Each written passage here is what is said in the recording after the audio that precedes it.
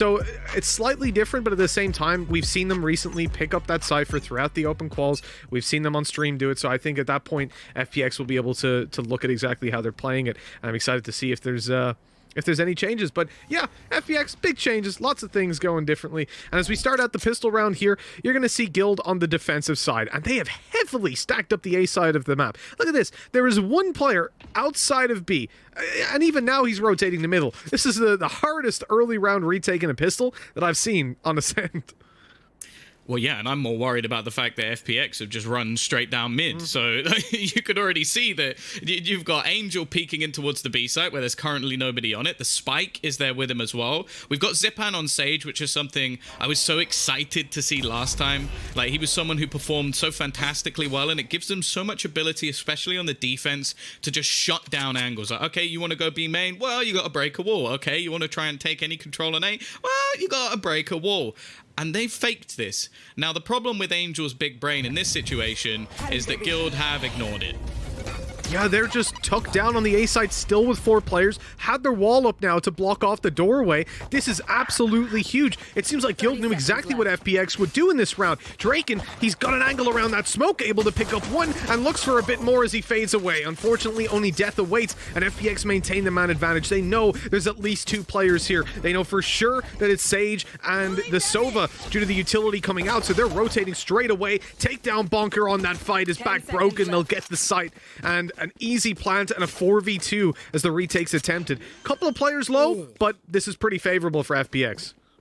This was down to less than a second. I saw Zipan hesitating, and I was like, oh, no, go, just go. Get yourself to the site. You saw a little bit of an aggressive peek from, I think it was Bonker, trying to deny their rotations completely, and if he dropped the spike, he would have won the round. Unfortunately, now, in a 2 versus 4 situation, Demasik will allow nothing. It is going to be FPX to take the pistol, and it's one of those sort of rounds where you look at it and you go, okay, that was a very, very good read from Guild initially, but the mid-round call that came out from FPX was pretty good. Observer's playing with 0.9 cents, Tom. I don't know. That's a bit high for me. I'd be spinning in circles. What's your sensing game? I think it's like 0.7 something. 7? I'm not 0.28. sure. What is this? Maybe it's a little bit less. Spin botting around. I mean, it all depends to DPI and all that sort of stuff. For FPX, that round win is huge. Guild played it so well. And in fact, I think FPX were trying to bait Yassine into pushing because Demasik was like lurking outside.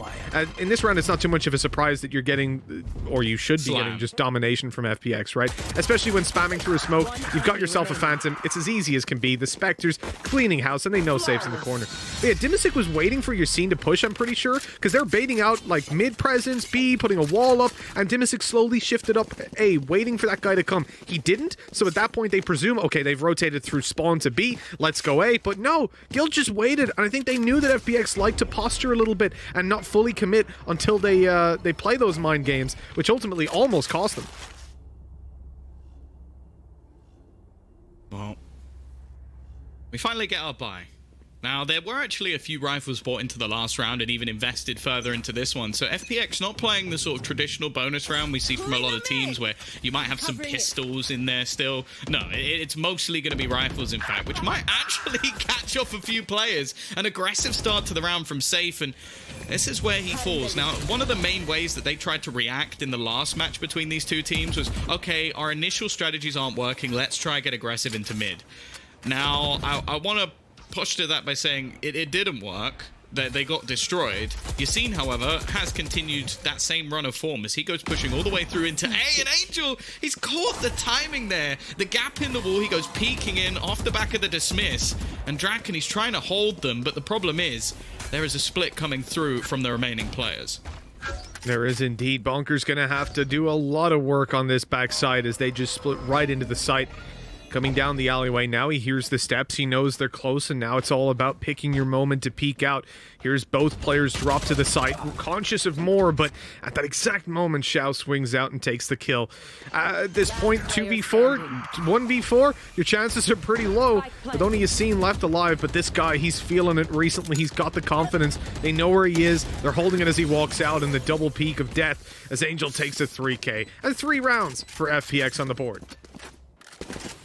Yeah, I'm all for confidence, Mitch, but that think you saved the gun. Like, I don't know how he expected to win that in a 1 versus 4. This was a bit of a surprise as well. Like, the timing couldn't be worse for Leo, of course, because he does look away. And I don't know if there was a call that there could be pressure coming into B main. But if you just witness someone break that wall, I feel like looking away from it is a massive risk that was taken there by Guild. And you have to take into consideration that there was still a couple of SMGs there, and FPX basically just made bank off that round. Absolutely, yeah. The money is riding high. And not only did they make bank off that round, they should be making bank off this round, realistically. But you never know. The bookies. Now remember, we're on patch 2.05, which is not the currently live one in matchmaking. So the difference... Bucky. Exactly. Then the Bucky is pre-nerf. It is strong, and that's why we're seeing Leo and Safe use it right now. This can be incredible. Also, why we're not seeing very much Viper. But just you wait. Just you wait. Mitch is waiting. He's like, please, please, new update, please. I want my Viper to be good. Plays of course, in every game of unrated you'll ever see.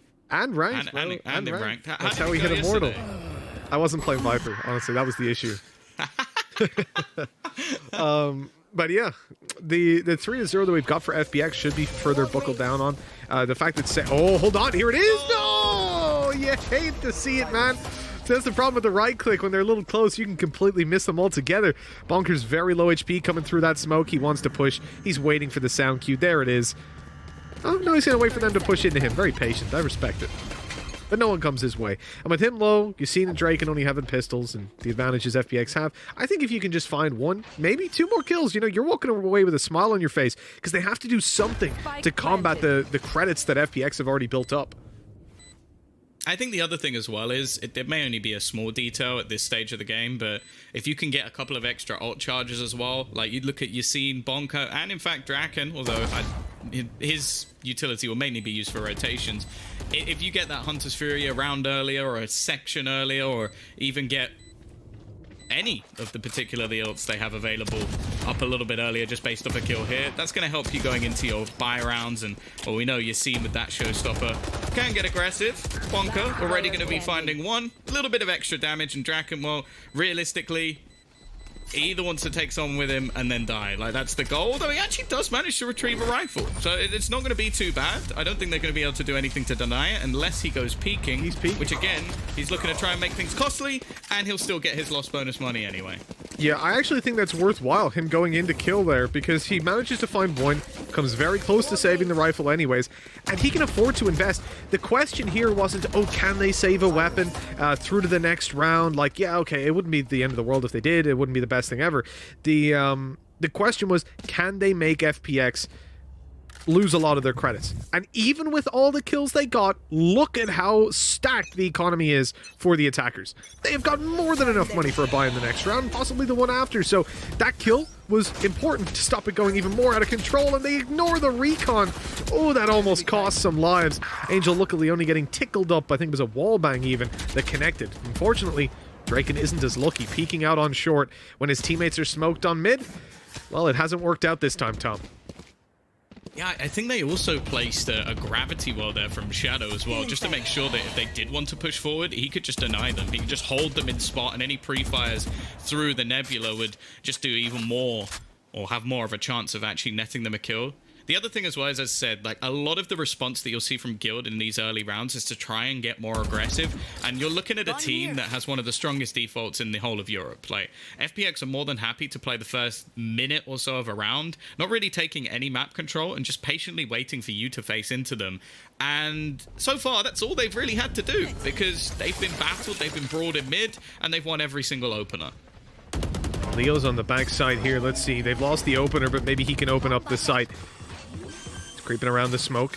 Knows where it's being planted at the moment. There's a kill for Leo. 1 for Yassine. Okay. Guild are back here to play. Man advantage goes their way. Boom bot almost getting the damage off as well. A player spotted towards the generator. He swings wide, but of course Zipan gets that one. Looking for a little bit more. What is Zipan doing, man? 3 kills on the board, and with 1 more for Xiao, it's left into a clutch situation. The Cypher of Safe with it all to do. Out goes the recon as he looks for some victims, and he just can't do a thing. They know he's not sticking it just yet. He'll eventually actually go back to it and put it halfway. Hey, there's a kill, and he can go the full distance now. He's actually got it on timing. They can't get to him in time. The clutch from Safe, the 1v2, despite the best efforts of FPX.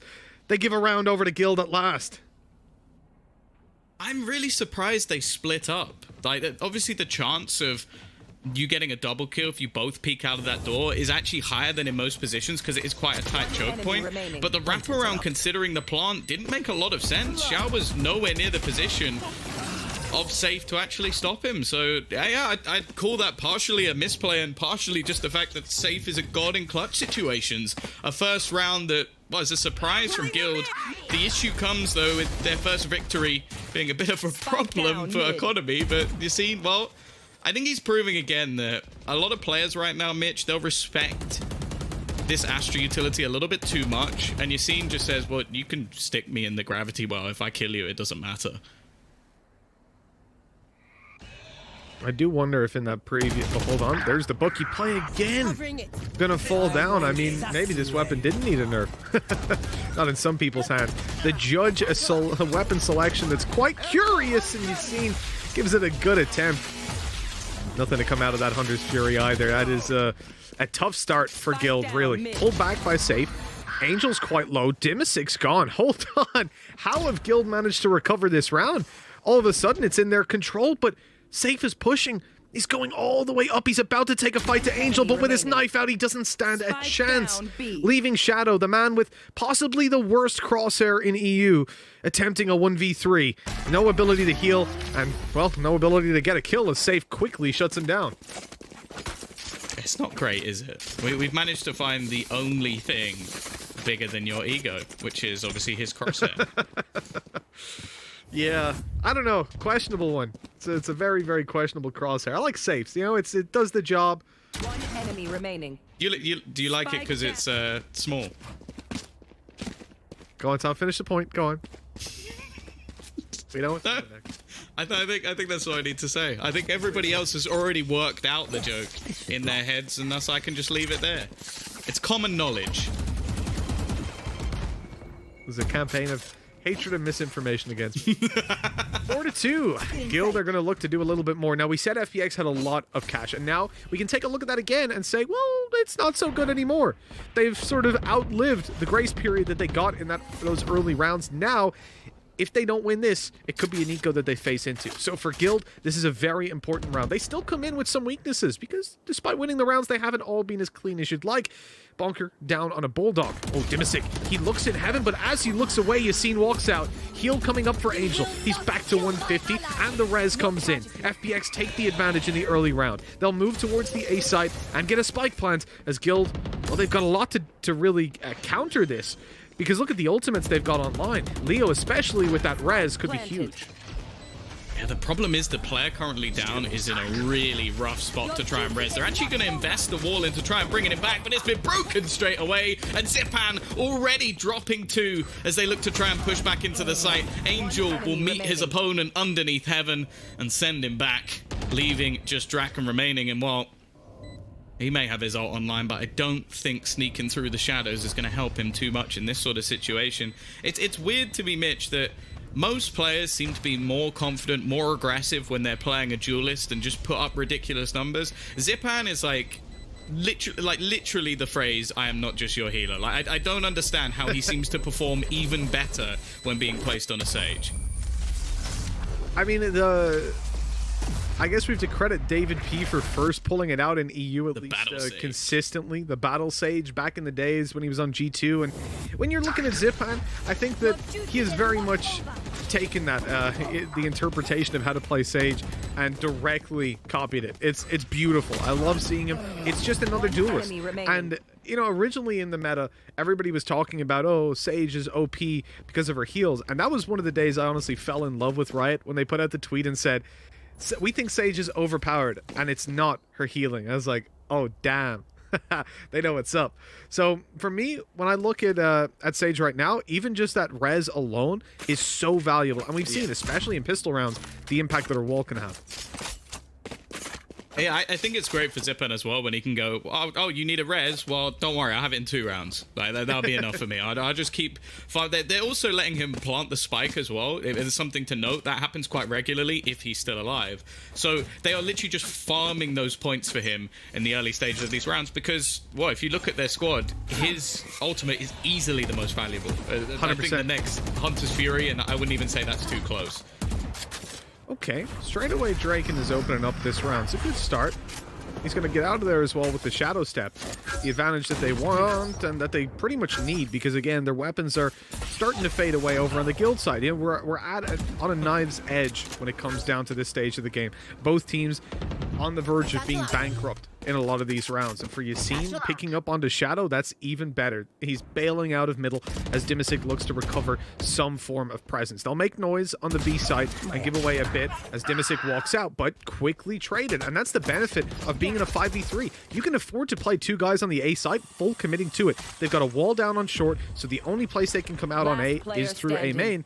And they've got players watching mid and B. So really just perfect early round, good reactions by Guild and good repositioning to leave Xiao in a almost unwinnable spot. He's someone who I think sometimes goes amiss within this roster just based on players like Angel and Zipan, or even Dimisic having crazy performances. 30 seconds left. When he's put in the spot, he definitely is someone who can thrive. The problem now, the time. The first one will go his way. Draken as well spotted, but finding and isolating another duel should be relatively difficult. You can see the remaining players just trying to hold a crossfire to not allow him any extra space, and Safe is well placed to put him in the grave. I want to sort of add to what you were saying as well, in how Guild played that round. They actually had both their sort of, I want to say, information finding players on opposite sides of the map. So you had Safe aggressively place his cam, and actually I think tagged up Angel to get information outside of B, and then at exactly the same time you had Sova pushing through on Bonker onto the A site to find information over towards A. So they were able to at least characteristically work out, okay, this is a default, where is the space that we can actually find? And that's when Yassine actually gets an opener in mid. Yeah, exactly. I think Guild's reaction play, and this is something I've seen in a couple of their games, seems to have improved so much in the last 2 months alone. From what we were seeing of them before to now, their reads on plays seem to be incredible. They take space, they react off that information very well. Sometimes it doesn't work out. In the pistol, we saw it on A. We saw a bit of mid presence, a bit of B spotting, and they just gambled on the A take off of the plays that FPX are making. This time, they've decided to do the same. They pushed A, they got a little bit of information, they heard nothing, and they hear noise in mid. So they rotate and play very, very heavy on B. Angel, oh, even with that Sage heal, he was being naded, shock darted. He obviously got showstopper down to 30 in the first place. He was out of that round before it even began. But Guild's initial approach was to stack up B. Now they've gone back because they've got the advantage. And this is what they want. At the start of the round, they want to take a fight. They want to get a kill. And then they'll go back and they'll just play normal because they've already got the advantage. They don't need to give it away. Interestingly, with Angel being down, it's actually Shadow now taking up more of a look. That is a bit ugly initially, but then snaps back onto Draken. Okay, Shadow, just baiting us a little bit with the first spray, but this is all a ruse. The problem is this ruse still holds a couple of players into the B site. They haven't really baited too many of a rotation, and it leaves Leo with quite a mountain to climb, but with only 12 seconds left, he has a chance. 10 seconds left. That he does. The cage up gives him a little bit of an angle to play off of, but now it's gone. They're gonna, oh, there's one on the stairs! The spray transfer it's done. Not quite hitting for him, and they haven't got it. It's over and done with for FPX. I mean, a little bit disappointing, I think. Wait, did they get the kill at the end? Was that enough for them to take the round? Like, because they wiped everyone down. So I feel like my mind has just melted in this round alone. Like, the timing of the last few seconds was everything. Like, did they actually get the victory there? We need to see a replay. The very end of it. I think for FPX, leaving the clock so close to the end, I mean, they did. They took it 6-3, right? But it looked like the time had already gone. Maybe it hadn't. I guess we've had issues with the clock before, question mark? But yeah, very, very peculiar situation. I thought, okay, FPX, they've left the clock too long, they pushed B, they delayed too much, there's the fight on backside, stops them planting, that's the end of the round, but no, they get it done just in the end. And a little bit of a slip-up then, so instead of being gutting for FPX, it's actually a bit of a disaster for Guild. A round that they definitely wanted under their belt, it ends up 6-3, and FPX walk away with what is now a spot that, hey, they can definitely fight from because Guild don't have any weapons. That's such an important round as well, Tom. Casters get confused? Question mark. we've just been completely minding it, but yeah, you almost hoped that that last player would have just stayed alive after. I think it was Leo actually drops the spike. So yeah, a bit of a weird round, I will admit, but nonetheless, we get back into the action, and again, it's going to be an opener coming up for Guild. They've started a lot of these rounds off strong, made things a little bit more awkward for FPX with how things have started. But now we're going to see the same execution once again. They're actually going to TP a second player over into the back of the site. And because of that, FPX have gone, well, if you're going to just rotate players using ultimates, we're just going to go walking straight into the A site. It leaves a lot of this onto Yassine, and he's going to get the first. Dancing Angel will take the bullet for the rest of his teammates. And again, the clock is ticking down, but this time they should get a spike plant. They should indeed. I don't think the clock will be their enemy at this point at all. Rez comes in. Oh, safe. He goes in for the right clicks, but unfortunately just not enough damage coming out of it. And 7-3 we go. FPX, they walk away with another round on the board, 7-3. And, you know, literally within a second, this could be a 5-5 scoreline for Guild. It came down to a millisecond in that previous round that then puts them in this spot with weaker weapons. They make a little bit of, they have a little bit of damage over towards FPX, but that's it. Really devastating. Return to dust. Yeah, all I've learned from today is I've got to be careful of Twitch chat because we're going to get memed a lot for that. I can tell you now. Oh, 100%. But it came down to the second, guys. Come on, be nice. Everyone makes mistakes. Yeah, I mean, it's one of those things, man, where like you have it in your head, you know how the round's gonna end, and then it just like flips on its head. You're like, oh, they got it. Okay, fair enough. This is so aggressive from Guild. I mentioned it the last time they played. When things weren't going their way, they started just taking brawly fights into mid. This time, they've pressured into B. And as we sort of mentioned before, when they come out on top, it's like, you know what? See you later. You can have the map control. You can take it back. We're going to go back to our site holds. Now, Demasik normally left as more of a lurker, but in this scenario, he needs to try and put the pressure on. They don't want to be risking too much with Xiao currently holding the spike, and I like this from Safe. He hasn't just sat still. He hasn't just waited for the push. He's actually taken further control and can still cover off the site. He's just got to be careful because there is going to be a trip just around the corner. Safe. Oh, no! That's genius! That Use was the cam! That was unbelievable. The sound cue just pulls him into checking it. Oh my god. 30 seconds left. He is kicking himself right now. They get the A site, they get the plant as well, and here's the res. They actually wanted to go for that res way earlier. They put a wall down, it got spammed, and they decided, okay, it's not worth committing to it, right? Now they're able to invest in, now they're able to go for that push and the retake. But it's a man advantage. It's not that much, really. The recon coming down, timing's going to be very, very early, and it doesn't even spot anybody. If anything, that's just good information for them. Yassine, oh, he sees a player now. He's found his victim. He's chasing him down, and good night. No chance for Demasik. Xiao's all alone. He has a recon back up online, but, I mean, even using it is going to be tough. They're on that spike, and he's got to swing fast. There's the first kill, looking for more. Comes close, but he can't get it in the end. The defuse for Bonker as he builds up towards his ultimate, which he should be able to get online, potentially coming into the final round of the half. Yeah, good response from Guild. I like the initial aggression. I think Safe was definitely a little bit unlucky to get completely baited out by that cam. But then again, it is Yassine taking the pick and Xiao not really having much of an opportunity. They did invest an awful lot in terms of ultimates into this round, though. You have to bear that in mind that they've had to use both the res and the showstopper just to bring this one back. Worth it 100%. But now let's see if that can turn into some sort of conversion to bring things back a little bit. Because in reality, I'm not overly worried for FPX going into the defense, so I do think they're going to want to get the last round. Also, Tom, by the way, that round, which, again, huge impact on them killing Bonker and winning the round when it was, what, 5-3 to put them on 6, that was 0.4 of a second between them killing him. 0.4 of a second.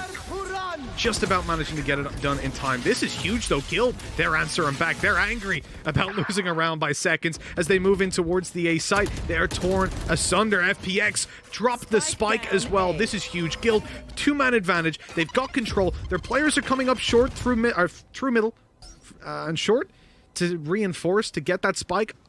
FPX are going to find it, I would say, impossible to get back in here. They've got to just get all the kills. Heads up, ultimate pop to at least cut off one angle, but now they're walled off. Now they know there's a player to fight on short. They're going to have to go together, and the second they posture and take a fight, those guys are going to come running through that Astra wall. Player standing.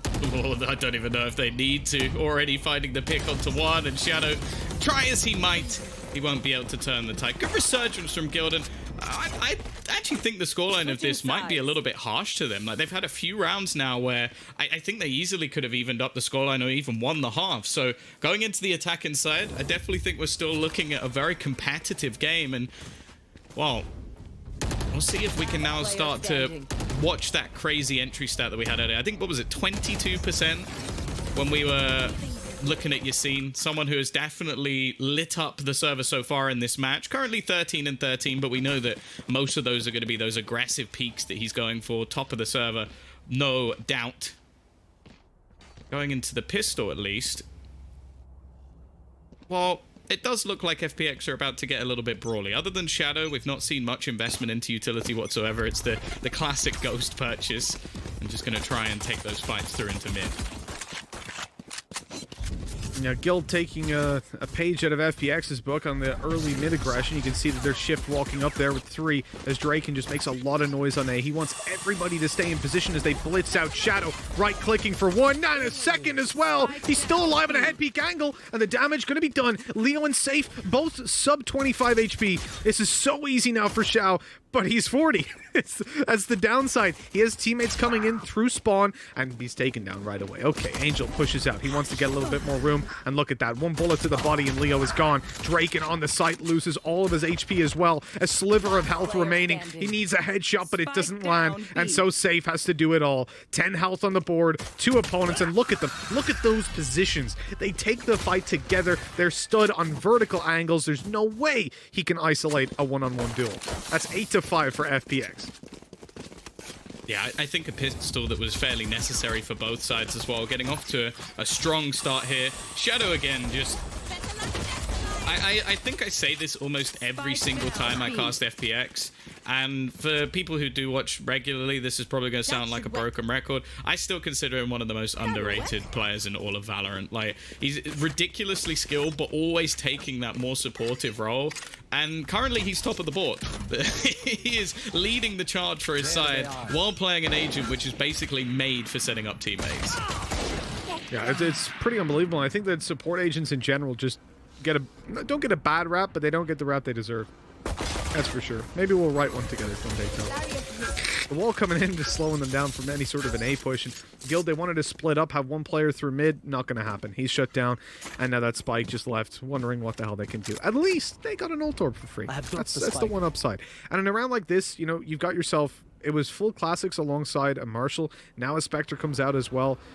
It's something to work with. It might not be the best, but at least they can try to do some damage.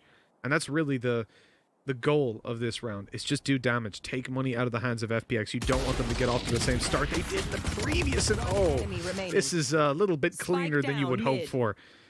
Shadow's low, but he'll just avoid any further engagements, and the classic on range doesn't pose much of a threat. Shadow is peeking right now, so that's a bit dangerous. He hides eventually. Well, I guess in his eyes, his teammate could just pick up the gun if it was really needed. Angel only really using a pistol, and in fact, will find an extra Spectre. This might be more of a pure bonus round. I mentioned it in the previous half that they were going in with a fair amount of rifles when it came to their attack side. But this time, much more Spectres, much more closer angles taken, and even a few battles into mid. I wonder if Xiao's going to make Mitch very happy and go for a wall spam early on the B site. You know, I actually like what we've seen from a lot of players now, which is that the Sova generally won't be the one that's actually playing with the wall-bangable weapon, like your Ares or your Odin. Instead, it would be whoever else is there with him, and then he recons so you can react instantly. And oh no, they didn't think that Yassine was that quick. One of the fatal mistakes. I don't think you can even hear that blast pack in the early round. It's used so quickly, and that nade is perfect. It's actually just on the other side of the wall. Dimasic sneaks over and makes it away. But even still, despite no damage from that, they've got the sight, they've got the plant, and the man advantage, and the better weapons. So, I mean, you could say it's a pretty good round to be Guild. At a minimum for FPX, they want to try and drop some of these guns. They don't want to allow everything to continue going forward for Guild. Again, the power of Yassine, a fast opener, that gives them the sight, and now it's just very awkward to get back in because Guild haven't spent nearly any of their utility other than to hold on in this retake. So you can still even see boombots going out, and there's only about 20 seconds left on the clock. They know exactly where Dimasic is going to be, and just using it to clear their path back out of the site. Not too costly, but Xiao, well, he's making that Ares work. He is dropping an extra player. For them, probably going to die here, including Xiao, so he's just going to run back into the spike to make sure their economy is bolstered for the next round. Of course, you get a lot less loss bonus if you do save onto your weapon, so definitely worth dying in this scenario. They're not just insane. But I like this from Guild. Fast take, just pushing in with conviction is something they mentioned in the interview earlier, that a lot of the plays that they're seeing, a lot of the success that they have is not only Yassine having confidence, but also the rest of the team having confidence in their own ability. Exactly. And at the moment, if you're FPX, upgrading to an Odin, so I'm pretty sure we are going to see those wallbang spams attempted. Say what you will about the Ares, but you don't buy the Odin for many other reasons than to go in for those wallbangs. I think 9-6, win this round, take the map, go on to Icebox. I mean, things start to crumble. That's a very nice peek and almost a spray transfer. It's covered up by Draken to give them the advantage and then further extended by the res. This is good. I mean, Guild have got everything set up for them and someone needs to make a play. Angel wanted to be the one, but, well, he can't really do it. When the wall goes up, had to break it, destroys a boombot. Good utility taken out of the hands of Guild at least, but when they've got a two-man advantage and the site to be planted on, it's little consolation. Someone needs to make a move now. They're actually hiding behind the wall. Leo, he's sort of let Draken go out of that round, but it's definitely a worthwhile trade, especially with already a two-man advantage in play. They're also going to use the neural theft to actually find out where the remaining couple of players are, and with Xiao desperate to wallbang a couple of players through the wall, chance of that seem fairly slim. Time ticking away, but it seems like they're still going for this, Mitch. It definitely does. They're mounting this offensive, and Shadow in a 1v3, he still goes, and he dies, and that's the round over. I mean, I respect the attempt. Time was quite low, but it's GG, 9-7. Guild take the round as they look for a little bit more. They should be finding it with ease. I mean, just look at FPX. They've got nothing. They're pulling out a judge, a couple of pistols.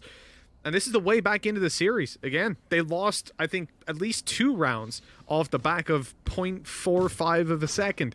And now they get to potentially bring it to within 1 round of a loss. So that's decent. Yeah, the purchase in this one from FPX is not going to be ideal. We know that they can definitely make it work with the pistols, and in terms of ult points, Shadow, I'm still not sold on the armor. I'm still not sold on the divide. I think it has its moments, but I think especially if your opponent has a Phoenix, there could be some massive risks behind it. Bonker is already going to spot the man on sight, and actually they seem to be fairly aware of Dimasic position, but he's not going to take any damage through the smoke, so we'll just continue on for now. However, with the vast rotations and players already being spotted, I think Guild are just going to opt to slow things down a little bit and wait for some potential aggression on the other side. Yeah, you don't want to take fights on spams and stuff like that if you're Dima. You're playing with a Sheriff. You don't really have spam ability. You want to take just heads-up aim duels, especially as they push out, because look at Xiao crouched with a judge. It's one of the nastiest angles you can play, one of the nastiest positions, but they're not able to do anything. Instantly a cage goes up to stop anybody else re-peeking. Angel up close is in danger, and he manages to get 2 before eventually going down.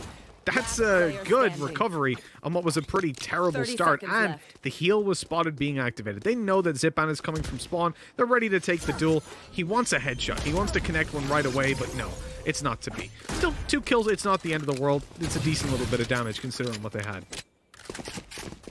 Yeah, making things a little bit more costly is all they can really hope for. Especially with Guild looking to try and build up a similar bank. I always like this sort of utilization of the gravity well. It does almost mean that Xiao is somewhat of a sacrificial lamb. And I do also think versus other teams, it would actually work a lot better. I've said this before, I'll say it again.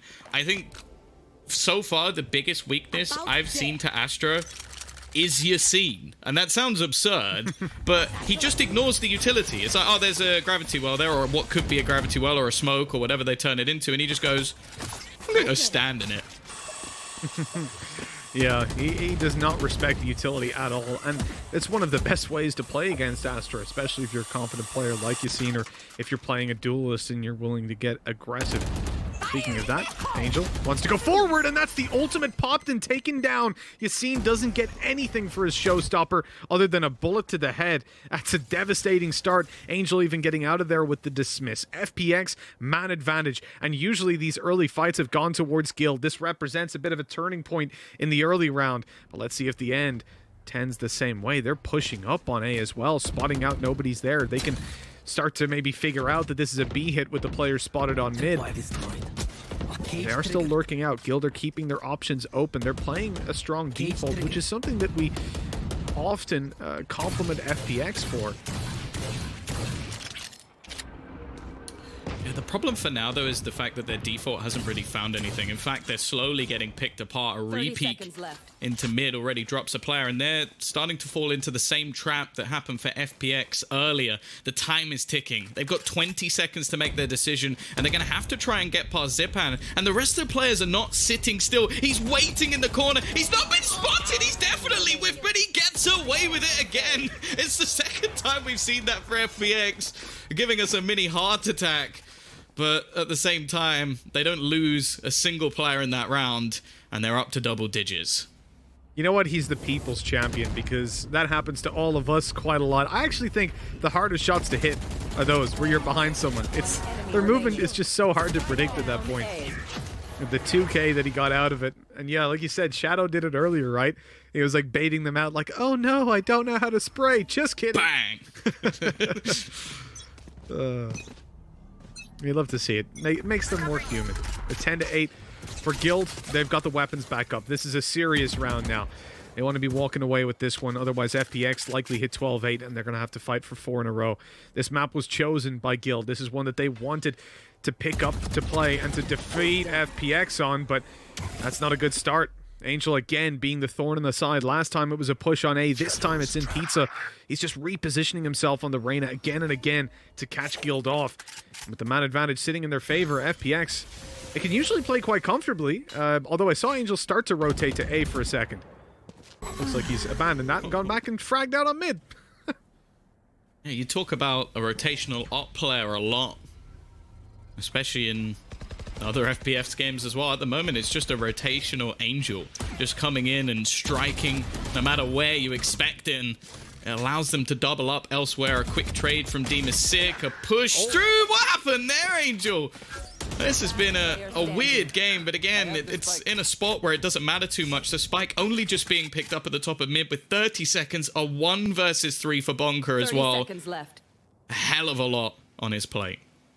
I think him being tagged by the camera really confused Angel. It's like, so the outline, it messes with your head sometimes. There's another tag. They know exactly where Bonker is. And the 1v3 becomes a lot less doable. Moving into the site, going for the flanks. Still being tagged the whole time. As he swings up, he uses it as a bait, but it doesn't work out. Shadow still connecting the shot. That is 11-8. That is economy sitting pretty for FPX, and Guild potentially taking an eco on this round, or they're going to be lacking a lot. The good thing here is that Angel actually found a lot of these kills. Oh, we have to do that replay to him, do we? He found a lot of the kills in the early round, so they still have a fair bit of utility, meaning that realistically they can afford to invest into light armor, or light shields, as well as weapons, and still have a fair bit of utility left over, as they didn't use it in the previous. The thing that's funny about most of these rounds is I feel like no matter where Guild are going, they're getting tagged up by Dima6 Cam. Like, it just seems to be at the right place almost every single round. Like, whether it's tagging people in mid, he then had it on A. We've seen peeks into B as well. Like, that is the thing about FPX defense that's so hard to play against. And it's what all the best teams are currently doing, is that you have your Sentinel consistently switching up their cam spots, switching up all their utility spots. So no matter where you are going, you could be walking into a trap. And that makes being sort of clever or sneaky very, very difficult. And it's safe to say Dima6 is one of the best in the game at it. And this is it for Guild. If they lose this round, again, their economy is going to be in tatters. They've full invested and still have weaknesses. A Spectre and a Bulldog to play with. This is a very, very important round. It could define this map. A nice paranoia will buy them up a little bit of space to push forward. Yassine does exactly that. He's already in the window. They might not even expect it, and indeed they don't. Dima6 shot in the back. Zipan, good for the trade and the res. Man advantage effectively goes to FPX. And with the smoke up above, Draken is hoping he can buy his team time to plant. Indeed, he does. The retake has to come in. Still a Cosmic Divide available to be used, but they don't seem to be putting it down anytime soon. Instead, just dueling absolutely everywhere. Another kill swings their way. Man advantage recovered. Shadow keeps on going in through the cage and closing the round. 12-8. FPX on map point. This is Guild's map pick. They wanted to surprise FPX, where previously FPX had won it 13-4 against them. Next we go to Icebox, which they won 13-2 last time they faced. This is not looking good for Guild in the series, Tom. No, and it's definitely not looking good for their 3-0, which Yassine predicted in the interview. As said, love the confidence, but we have seen the resilience of this FPX team time and time again, be it down to the very last second within a round, and just also the depth. Like, we are watching Shadow frag out in this match. I don't think there's a player at the moment who's having a poor performance. Shadow is 21-9. Again, we highlight players like Angel, like Zipan so regularly. Speaking of Angel, well, I think I still know who's going to be taking the first blood stat, because you've seen, it's just so clean every time he does it. And again, extends it even further, swinging for more. Shadow, the big player, the Astra, already getting him. So what? They've not taken him down. The pull, it saves Shadow's life. He goes out to long to try and take a kill, but they're on top of the wall. They're taking him down from behind and now looking to take that site. Xiao, I mentioned that usually you'll only pick this weapon up for wall bangs. Well, now he's got to do it in heads-up duels. 3 of them have to go his way. A defuse needed as he moves out to sight. He sees the drone. He now knows this player is underneath based on the drone's path. There's one taken down. He should know where the Sova is, but Leo's the one that can win this round. He's coming from behind. There's almost no way that this is expected. A Vandal upgraded onto. Down goes the Recon. That has to be destroyed now, giving away his position potentially. In fact, Leo just hides. And now he's going to move on forward. Xiao doesn't have that info. And as he moves in, he checks it. Leo's quicker to the shot. 12-9. As we move on, one more round at least, as Guild tried to bring this to overtime. Yeah, I do wonder if it may be a tiny bit shallow, but hey, a 1v3 situation, I don't think you can expect everything to be pinpoint accurate. This is, again, I feel like it almost sounds like a broken record how often we highlight Yassine, but the fact that this man can just walk in and double entry around with barely any supportive utility and just off raw individual skill, you can't find anything more valuable for Guild in that round. So fantastically well played. Shadow gave it a damn good go though, and it's always good to see how those gravity wells can be utilized, and it seems they're about to become, if the patch leaks are correct, even more powerful, but we'll see. Yeah, I mean, I mentioned, or I'll talk a lot about those black holes and how they don't necessarily do a lot for you. And most players will just disrespect it and take the duel. Oh, here we go. Yassine, he hasn't gotten much so far, but there's a second kill in the game with his ultimate. Dima6 and Shadow, though, quick to pull it back and put the man advantage in their favor. Angel catches Draken completely unaware as he walks out of the smoke. Okay, they're able to get the res, but they have so much more to do. The spams coming in even tickle up Yassine, and so his heal has to be used up here and now. He could have used it on himself now because he's on 0. Taken out. 4 versus 2. Guild trying to stay alive in this round. They've got to make something happen, and for that, Bonker either goes to side or crosses back. He's got the spike. They're ready for this duel every step of the way. Those walls soon to fade, and maybe the chances for Guild will as well, as Bunker's left all by himself. 33 seconds remaining. Can't even step forward at the moment, being harassed by Astra Utility. I can feel a stun coming on in a second as well, just as he peeks. Shadow. Oh, I love it. I love the lineup with Demasik. And when someone says they're going to make freaky picks, I was expecting them to change more than just one agent in their comp. Now, sure, your normal Sentinel picking up a Reyna is a pretty big change, but at the same time, the rest of their comp is basically the same. Exactly, yeah, the way they play this game will be more or less identical. Angel starting this one out in an identical way to the previous map. He's just rushing forward, taking kills, taking duels. And so that is a 5 versus 4. If you're Guild, it's not the biggest deal to lose a player in the pistol, but what they have lost is their smoker. So now it's going to be very tough to actually get in towards the site, especially if they do want to move to B. This is such an open site. You really want smokes, and Zipan, well, he has just dominated that early fight, looking for more as well. The confidence on this guy, and it's not stopping. They keep on coming. He almost took Yassine with him on a 90-degree flick, a 1v4 for Yassine. He's been unbelievable in this tournament, Tom, but somehow, I just don't quite believe in him that much. Okay, maybe me saying earlier that Zipan looked more confident on a Sage than a Duelist. I would like to retract my previous statement, as that was ridiculous. He just destroyed them. They didn't look like they even stood a chance. In fact, they looked like there was 3 of him and maybe only 1 of the opposition. Yassine, no chance. Absolutely none. That is one hell of a pistol coming out of FPX, and well, we'll see if Guild can find a turnaround. Probably not in this round, though. I mean, that was an interesting start, shall we put it that way, because as you see Zipan go down and start taking those duels, he finds his first kill.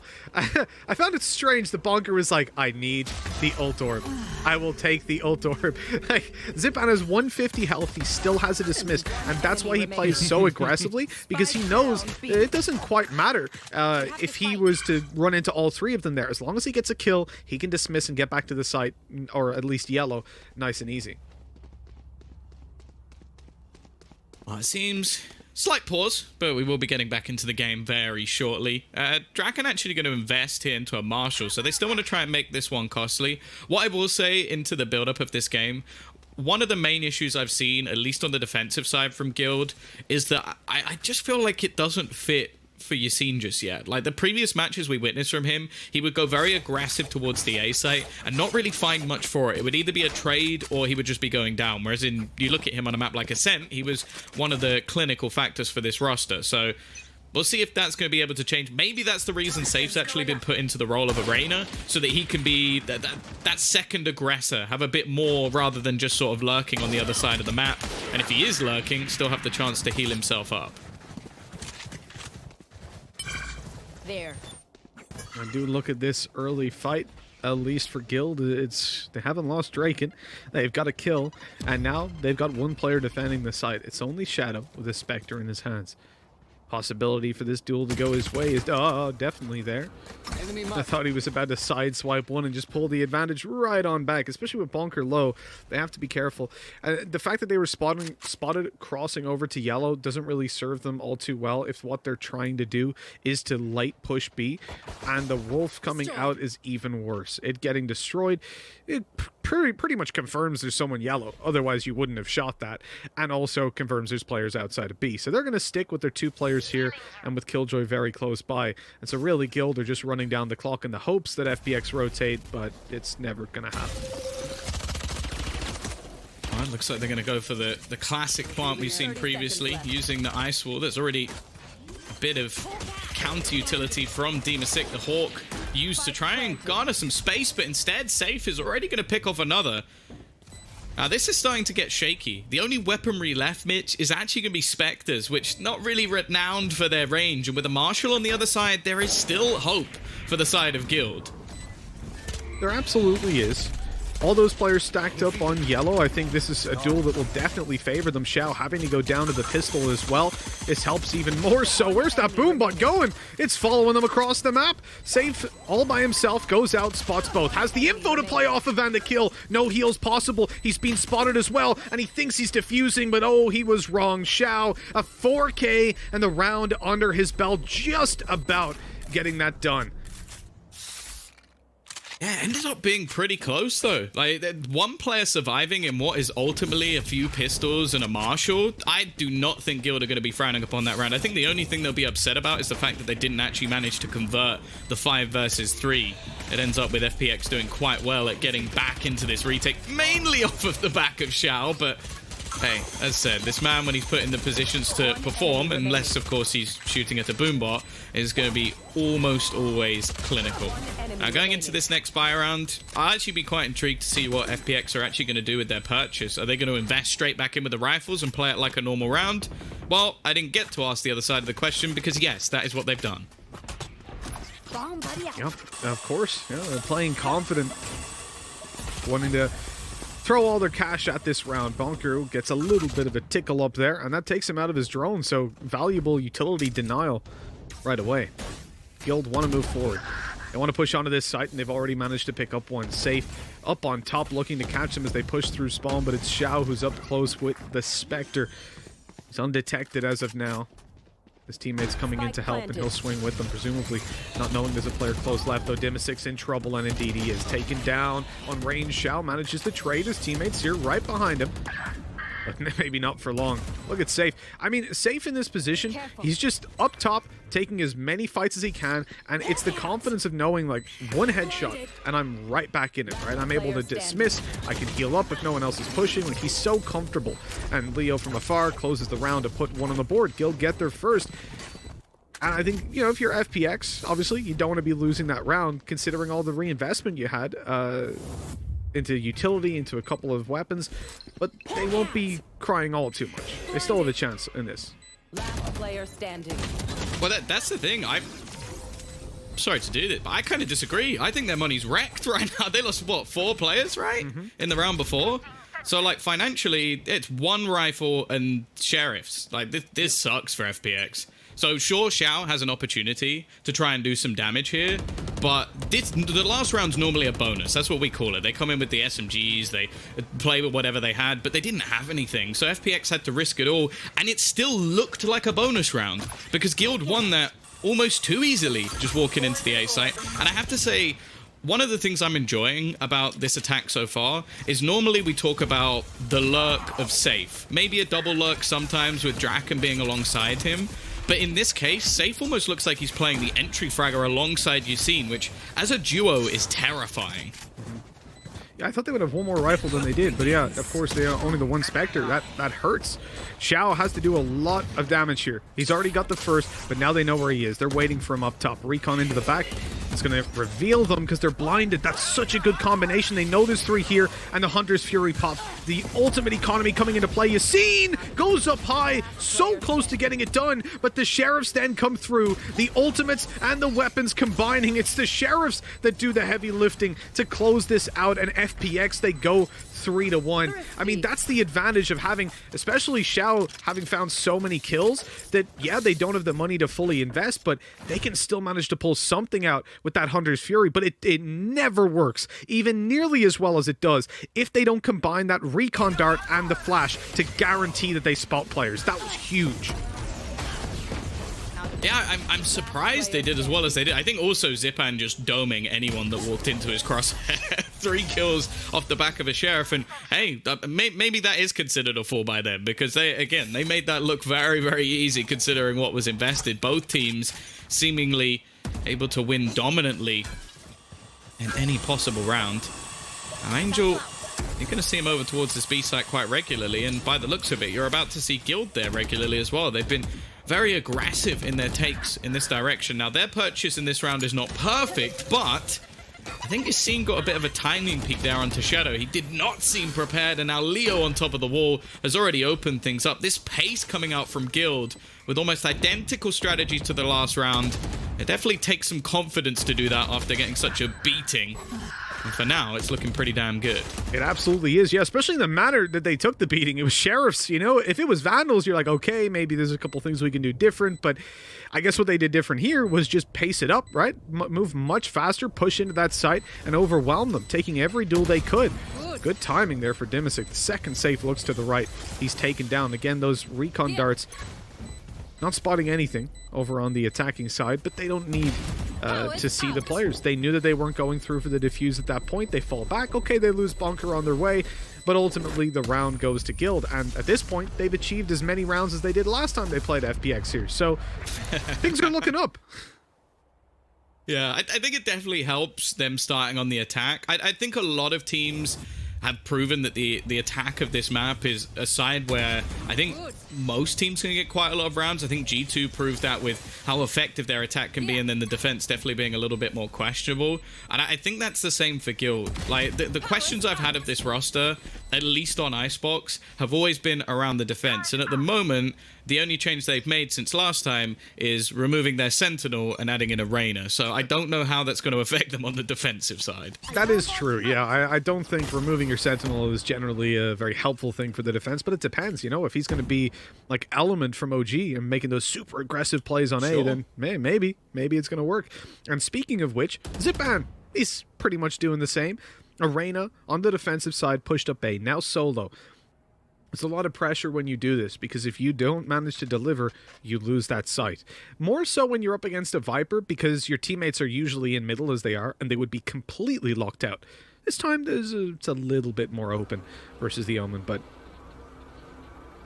not ideal to lose it. A very slow pace coming through from Guild, and they've given up all their map control towards middle and B. I guess maybe they have an idea that FPX don't like to play so aggressive in buy rounds. But, hey, they don't know about Zipan, because he's pushed up close, taken down Yassine, and backed off. Man advantage secured, and we know for FPX, they're not the kind of team to overextend at this point.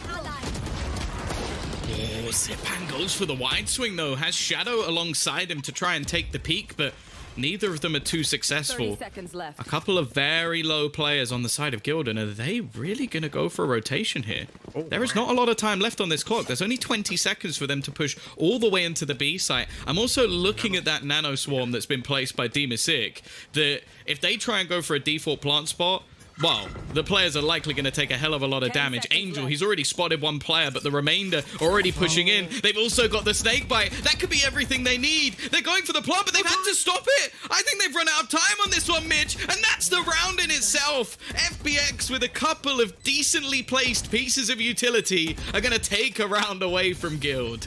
Absolutely huge. That nano swarm, Tom, you highlighted it perfectly. We knew it was going to be a thorn in the side. Angel winning the duel in middle, though. If he dies to safe, they get the plant. They have the advantage. They even have great positions in the post plant. But as soon as safe dies, Angel's there with the snake bite. Now they can't plant, and they have to. They tried, but they took the damage, man, so they had to leave. They had to go and plant underneath. And at that point, Draken just didn't have time to get the spike on the floor. That is so big. So big by FPX. And now 4-2. Well, I said before, when FPX lost a round, they wouldn't be devastated even with the economy fading away. For Guild, that's heartbreaking. I mean, flashbacks to the previous game where they lost by 0.45 of a second. This one's almost worse. Do they check? They've already cleared a couple of players. Oh, he's going to peek out the perfect time, and Angel has just ripped them a new one. 3 headshots. He was only on 44 HP. Smart enough as well to avoid the dart that would have given him away. Oh, that is a huge play coming out from Angel, leaving Leo and Yassine to try and pick up the pieces. Now, they do at least have themselves the spike, and Yassine is fairly close to the showstopper as well. But there's still a lot to fight back in this round. Unbelievable play by Angel. Yeah, I think at this point, fighting back into this round is tough, but doable. At 2 versus 3, you're moving towards the B site, but there are 2 players here. A Nano Swarm in a position where it's fair to say you don't normally see Nano Swarms. Angel's going to peek out and spot these guys. Nano Swarm soon to be activated and harassed, although actually not in time. Now, they're going to use that for the post plant, I guess. That's really good. Stops them peeking back yellow, but they might not even get a post plant because Demasik rushes around the wall. Oh, and the old pop by Yassine. It's insult to injury, Tom. God, they've got to be kicking themselves. The previous round they lost due to well-positioned utility. They come in here, hey, it's all right, guys. At least we can still buy. Let's get him this time. And Angel sideswipes them to death with a quick 3K, and then they end up using a showstopper as well. I don't think this could have went worse. It's just that slight reposition, like just at the last second, because he knew the recon arrow would have given away his spot, so he had to just quickly sneak out of the corner, and that's a round that Guild are going to be kicking themselves. The thing is, though, they knew he was there somewhere. It was just whereabouts that he was actually hiding. Now, unfortunately for Guild, after what had been a fairly close couple of rounds, a back and forth that looked like they could have come out on top, losing a couple in a row, they've been left with pistols once again.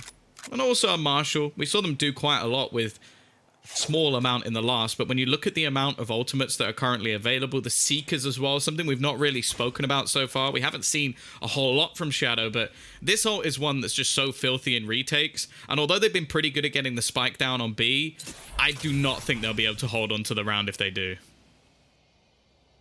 Again, 2.05 patch, so you can walk through that orb and not take your instant 50 HP damage, but you will still decay quite a bit as you see Bonker ends up quite low, losing all of his armor.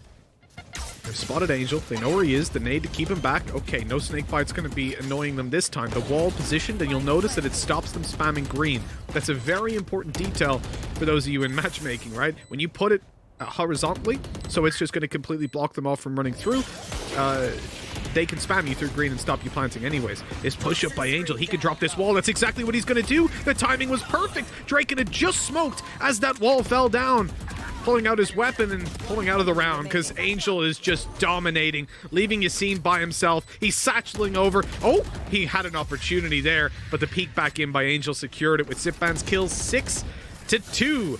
FPX, I mean, a couple of these rounds have come close, but on the scoreboard, it's not reflecting that.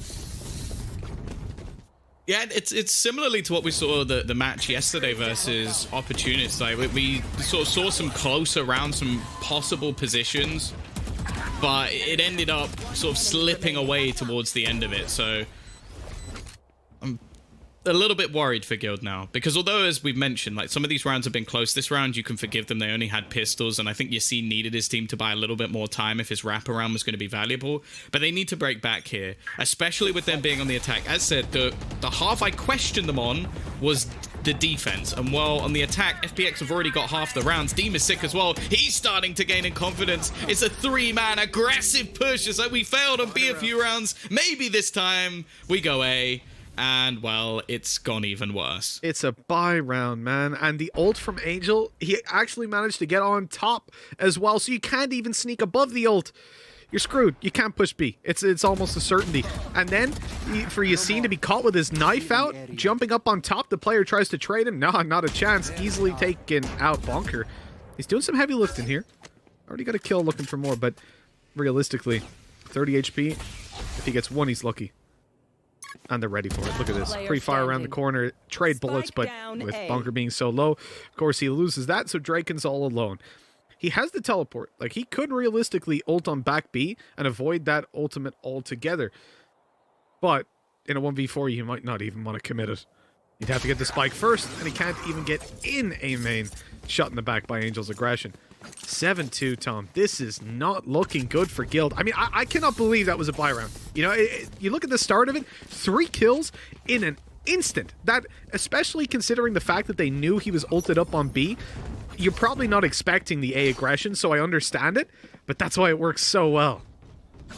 Well, that is the difference between, I think, a good team and a great team. The fact that FPX realized that, okay, financially, they're now going to have a proper buy. This is where they're going to likely try to set up some sort of strategy. Let's just completely discombobulate them by going very aggressively into their face and giving them a battle. Even if they lost, they could have bought into the next round and it wouldn't have mattered. And now we're going to see a pace change coming out from Guild. Oh, Zipfan, that's such a perfect dismiss. He just says, see you later, Boombot. I don't even need to fight this. And he's going back in for more. The trades for Guild, though, are not bad. They've come out of this pretty well.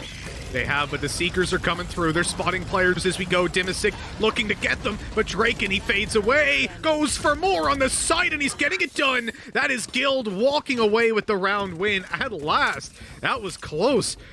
And also, the round before, Tom, I just realized when they ulted on B, it was Dimisic that rushed A first with the support of Zipfan. And that actually makes so much sense because you don't need a Sentinel. when you've got the B side secure like that. Mid and A are all you have to watch, both of which are choke points. So I love the fact that he's like, well, listen, I'm not that useful now. Let me try to entry, and at least Zipan, you can trade me and dismiss out at the very minimum. That's really smart. The last round, at least, was a good resurgence from Guild. It looked a bit shaky at the beginning with Zipan managing to get the opener. Now, we've seen a change-up that I wasn't really expecting. Xiao actually going to be picking up the operator. It allows Angel to push deeper into B, a completely different defensive setup, but Yassini does not care. You can change all you like. This man knows entry fragging like the back of his hand, already finding an opener alongside his team. And this retake with no ults and, well, not a whole lot of utility to get back in general. I don't know how FPX are going to pull this one off. Guild really showing up. They're showing their best face, the best foot forward. They want the 4th round on the board, and as you said, FPX are going to have a pretty tough time of pulling this one off. The Wolf goes out, and it's going to spot at least one. I've never seen a Wolf do some spins like that. It's a disco. 360. Yeah, it's on. I guess it was the ice wall, right? Let him slide. Anyways, we'll see if there's any more moves up their sleeve. The Zipan's able to take one. They push to the side. Oh, the timing for Xiao. He de-scoped at the wrong time. Hello. Leo didn't know what day of the week it was. All down to Shadow, and as huge and as clutch as he was in the previous map, the 1v2 with low time not going his way. 7-4. Guild closing in the gap as the last round comes on the board. Yeah, they've had a couple of successful rounds towards this A site now, even with completely different defensive setups. They managed to find both entry kills walking into the site, Angel being caught, and then the player up on the rafters also falling. Now, I will say, Shadow, bit of a rough start to this match, but I think we both know that going into the attack is where he's going to be most vital, especially with all of the screens that are going to be set up by Angel. The ability to flash through them, I think, will be a huge part of their attacking side. So I wouldn't be worried too much if you're an FPX fan. And while for Guild, they're just going to go for the same. Once again, that's the second time he's dismissed out of certain death. Even still, though, we see a res, but the Nano Swarm is perfect. Zipan's going to double down on his opener, and again, they're going to have to fight from behind. Dude, I'm loving it. I'm loving Zipan. Gets the kill, dismisses. The round is theirs. It looks like Drake and caught reloading. Bonker, well, he's got a lot to do in this, and it's just, no, it's never happening. 8-4. Oh, Zipan, I love you, man. And for Yassine, it's got to be devastating. A Boombot finds its target, but he dismisses. An ultimate right on his face, and he dismisses. Oh, look, let's see it again. Oh, the timing, man. Perfect. You could tell he's spraying and just smashing his bind. Just like pressing it the whole time, like, please let him die, please let him die. Okay, I got it. Oh, man. Are we allowed to just request agent picks from now on? Because I've not seen too much from Zipan on this agent, on Reyna, but this has been one of the most enjoyable performances I've seen from a player ever. And it's not even like... He's got 19 kills. Okay, 19 kills are cool. I'm excited about the dismisses he's using. Like, the timing over the last couple of rounds has been utterly ridiculous. And now we're getting into the attack. If anything, this is where things should be even better for him. And that round that we highlighted, Dimisic pushing up A so that, because he wasn't really useful, right? The ultimate of Viper, the Viper's Pit was on B. So he pushes up, and who is it he brings with him? Of course it's Zipan, because he's so confident. Zipan's having a lights out game that he's like, okay, I'll go. Even if I die, you will trade me. You will get the kill. And if we manage to trade into a 4v4, and we know they can't go B, that's fine, right? That's nice. But they end up getting 3 kills and winning the round instantly instead. Interesting to see. I think that was a tactical timeout taken for FPX going into the pistol. So maybe having a few tricks up their sleeve, a few notepads open to spot out a pistol strat. And while Leo, you're going to commit the wall to deep B. Now, there are definitely risks to that, although without such a raise on the other side or even another Sage, getting over it's not going to be the easiest thing in the world. But it does, however, get him an early orb, which we know, especially when you're playing a Sage, can be pretty damn vital down the line. Mm-hmm. Yeah, exactly. I think if you're managing to get that ultimate online, as we were saying just in the previous game, right? The value you bring to your teammates is pretty unbelievable. But the contrast there, actually, when FPX are rocking where the Sage is like the most important, what they have now, they have a bunch of extremely strong ultimates that they can prioritize and they can use.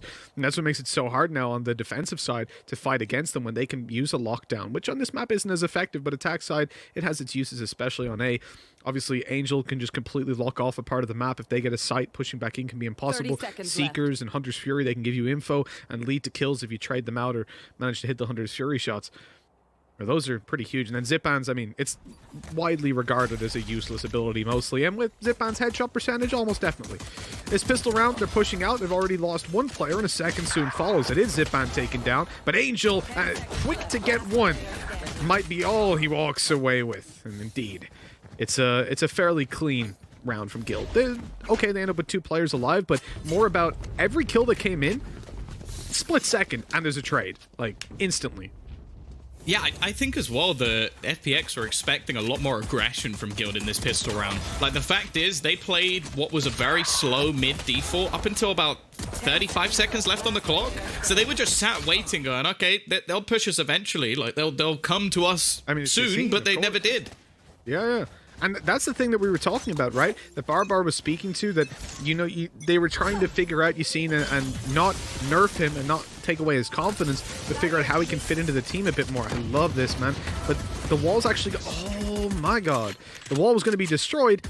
Leo says they're breaking the left side of the wall, so Draken aims, fires, and takes a kill through the wall. Through the Viper wall, I should say, not the Sage wall. That was huge. Well, yeah, it also means the Viper's out of the round, so in terms of smokes, there's not going to be a whole lot. Any way to cross onto this site, get an afterplant, of course, earning yourself an extra few hundred apiece. Does, however, look like Safe's about to come under a bit of pressure here. Doesn't have much support. They've dedicated 2 players to mid and to B. This leaves just this man standing. Now, in terms of individual prowess, he's definitely up there with the best of them, but if they peak at the right moment, it could be more of a problem. However, he will pick 2 apart. Potential maybe even for Zipan to actually retrieve a rifle, though getting up there might be a little bit more difficult. They've tagged the position of it at least, and Zipan doesn't even need it. He's just going to do it with the pistol instead, and now he has a Vandal. That was a blast packing Yassine as well. A headshot midair. Gorgeous stuff by Zipan. Makes it to the backside. As you said, Vandal in hand. Xiao playing as the recon drone for him. 1. Zipan looking for more and getting it. The 4K clutch on the line. He spots him on range, and of course he wins it.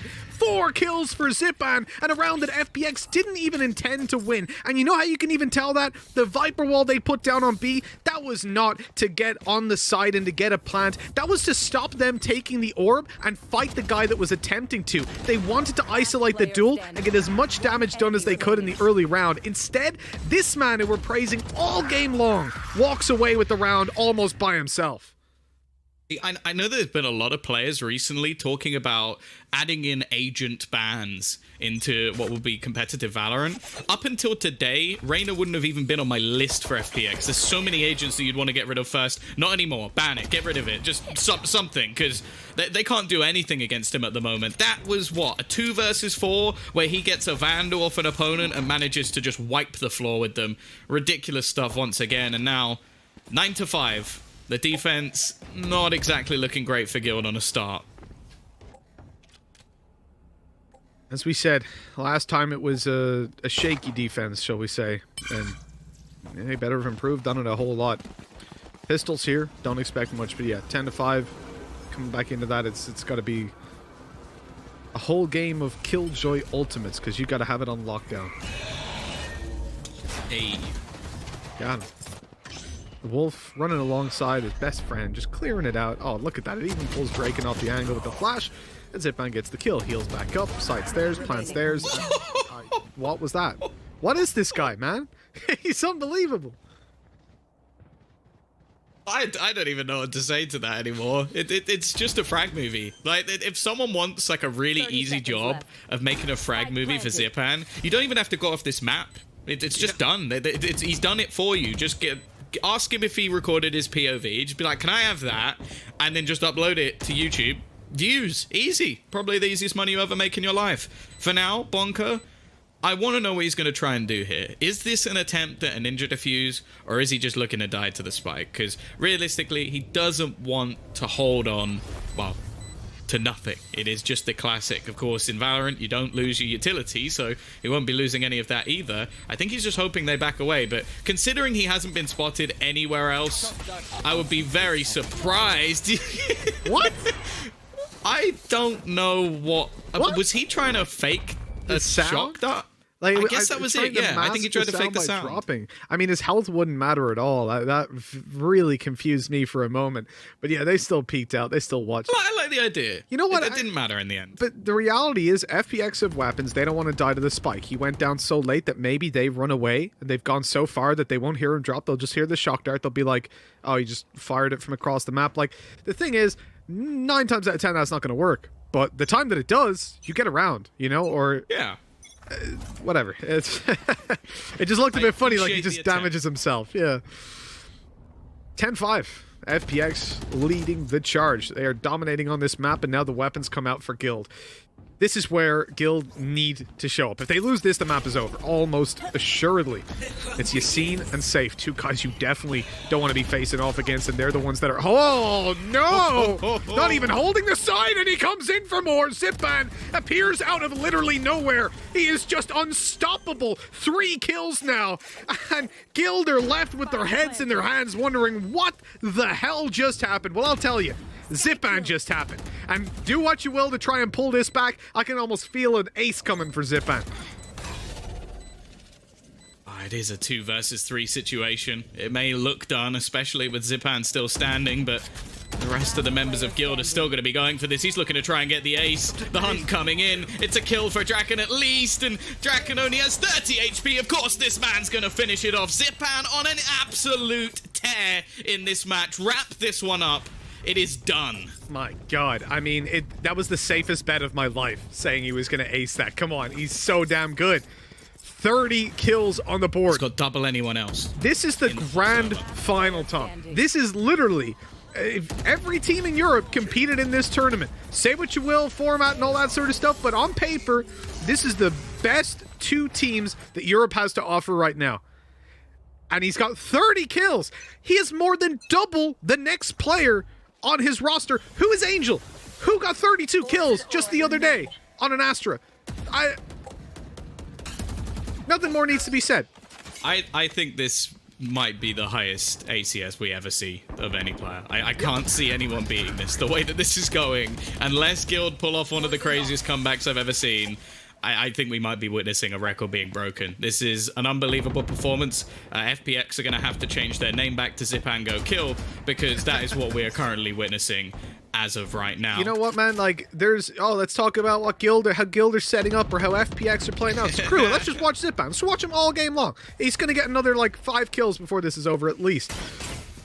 Shock Dart coming down. He's not going to be tickled up just yet. He wants to peek. Here's the TP. They know that he's up top. They've heard him go up there. Angel, shut down. Spike dropped, but they want to peek further. They want to face, but they don't know it's Zipan right around that corner, just waiting. That paranoia doesn't hit him. He's ready for the fight, and he wins it. He's looking for more. Down to 23 HP. I don't know if he can heal off that. The orb might be obscured. Indeed, I think it is. Oh. The Seekers have been expended. This will give the information over to FPX of where the remaining players are currently standing. The rotation already coming in thick and fast. They've left 1 man in the form of Safe just in case there's a rotation. Well, he could definitely heal off that one. Zipan again, but he's finally been shut down. It took Bonker to take him out of the round. Now the showstopper achieves next to nothing. In fact, Yassine is already desperately low, and it's left on to Safe, but it just isn't happening today. 12-5, an utterly dominant attacking side coming out from FPX. And while this is their final stand, and unfortunately, Mitch, I think there's even going to be a few pieces missing in this round for Guild. That is not the way you want to close this out. By the way, the shock dart down wasn't masking steps. Chat comes in huge. I didn't even think of it. Killjoy mollies, of course. The thing I guess you're not realizing, yeah, Dimisic, of course, could have put the mollies down. I don't know. I thought he'd already used his Killjoy mollies, but maybe. I guess, as well, there's no way to be sure if you're a bunker. So maybe he would have one down. Man, this is, whew. That's what it is. Oh. Hunter's Fury not quite going to do anywhere near as much as it would have hoped for, and Safe. He's trying to be the hero here. He's been caught out. Dimasic has already pushed his way through, and Bonker, he's trying to save this for them here, but he's already lost. It's left on to Draken. I don't think he wants to come from the shadows. If anything, at this point, I think he wants to hide within them as the peek comes through from Shadow. This was, I don't know, I think this map just fits them, if that makes sense. Like, the agent composition, I think Bonker does very well on Breach to actually set up a lot of the teammates. I think Safe as well on his lurks, again, on the attack, is incredible. The only thing is, as said, if there's preparation gone into this, I do not think they'll be ready for this lineup. Yeah, this is definitely a surprise pick to see them coming through, and a surprise start as they just bomb on up mid, taking those fights as quick as you like, and leaving Guild in the dust. An easy double opening, with Shadow now receiving a heal up as well from Xiao. Oh, but Angel, well, he tries to get his own heals. It doesn't quite work out. 2 individual fights and 2 individual losses put Guild right back in the driver's seat. Shadow still sneaking his way through. Does have the paranoia available to him, and well, one of the most effective flashes you have in this game. Bonker didn't stand a chance, but Safe is still here. Got a trusty frenzy in hand as well. Multiple targets won't be too much of a problem. Actually, with the time remaining, after hearing the footsteps towards the defender's spawn, they might actually opt to switch back or at least slow down. They've heard the cam now. So at this point, you know that they know that you're not going A, at least not through ropes. They will have spotted it. That's the spike up above. Safe is seeing it. Safe is seeing players, hearing drops and steps. Now they need to push out, though. This is the problem. What does Leo do? Do you go through the smoke and help your teammate? He's going to be shot in the back. So it's all down to Leo, but they don't know he's this close. There's 1 and 2. Leo out of there as well with the heal. 15 seconds remaining. The time is so low. The plan to be faked. It's tapped, but now Leo knows he's not sticking, and it doesn't matter. He wanted to get a good position and push up early, but instead he got a bullet to the head.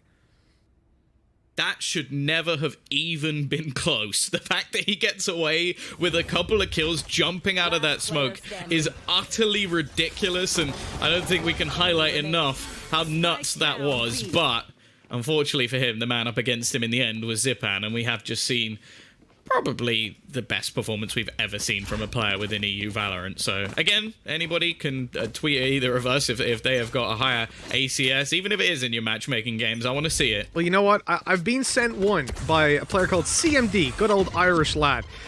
He got 522, so unfortunately not quite breaking the record. Very close, but not close enough. We need more. We need more. Come on. Where's the 524 pluses? I gotta say. And then if you can do it in a grand final of Challengers, you know, I'm pretty sure that FPX will have a contract signed for you in a matter of seconds. It's early push. Oh, Drake, and he's just tickling them up, and no one's coming back to punish him eventually. Shadow is there to deal the damage, but Angel's getting a pretty bad start into the pistol. He got shut down. Right here, he's just been right-clicked by a classic and left on 30 HP. Again, though, Xiao is on his way to heal him up, I think. No, they're just going to rush in. They're going to go for the kills, and this is the handy thing. If he can just manage to deal a little bit of damage, remember, there was a patch to rain, and that flash! So good, but Zipan's still going for a little bit. There's a flank on the way as well. This round can definitely fall apart. Yassine still has a blast pack and a bookie. 8 HP on Angel, 32 on Dimasic. Angel's down, spike in the open, and here's where Yassine makes a big play. They know where he is. They've spotted him. Now he's by himself, but this bookie, it's dangerous versus this level of health. If he can just force this first engagement, but Xiao, he stops the plan to come and help his teammate. That's exactly what they needed to do. If he just sticks it, they could very well lose that. He kills Dimasic, he picks up the Spectre, and all of a sudden it's a 1v1 with relatively similar HP. So very wise stuff. God, this got extremely uncomfortable for FPX, though. They do eventually get themselves the conversion, but I think there were many moments in this round where it easily could have gone wrong.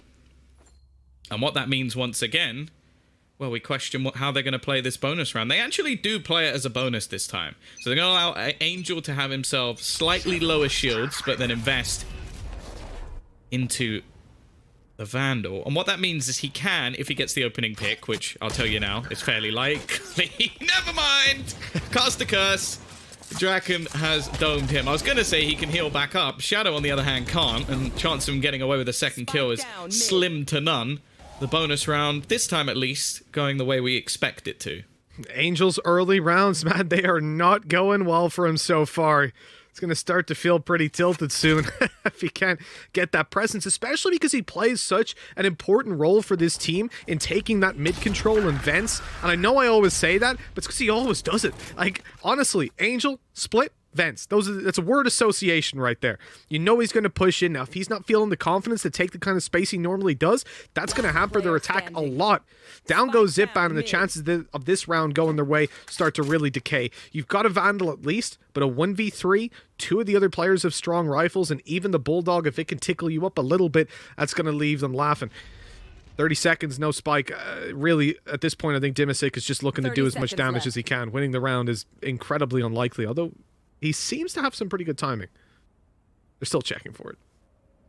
Yeah, they've got 2 players deep already, so you would expect the Bonker is not going to switch the angle that he's holding because his teammate is already covering, and that will mean that they should be able to upgrade the extra couple of weapons as well. The thing is, though, this is where the game actually gets a little bit more interesting. We will have rifles likely across the board. Of course, for Angel, once again, we look at that last round as a hero rifle, but the same stands. If he gets a pick, or even now gets an assist on a pick, he can heal himself straight up to max shield, so it really doesn't matter too much. Rolling Thunder and the Res, though, out of all the ults we have on the other side, those are going to be the 2 that we're highlighting for this defensive side of Guild. They may even look to just give up the site if there's a fast push in for FPX, because they will have the perfect abilities to retake.